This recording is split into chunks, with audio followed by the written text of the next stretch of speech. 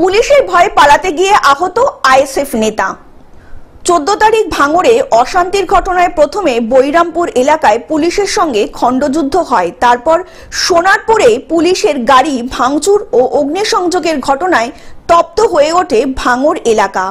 এই অশান্তির ঘটনায় নাম রয়েছে অভিযুক্ত আইএসএফ নেতা আসাদুল মোল্লার। মঙ্গলবার রাতে ভাঙড় থানার সামনে থেকে পালিয়ে যাওয়ার চেষ্টা করে ওই আইএসএফ নেতা।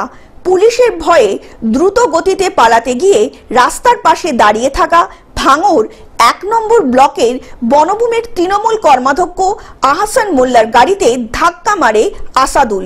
গুরুতর আহত অবস্থায় ঘটনাস্থলে লুটিয়ে পড়ে আইএসএফ নেতা।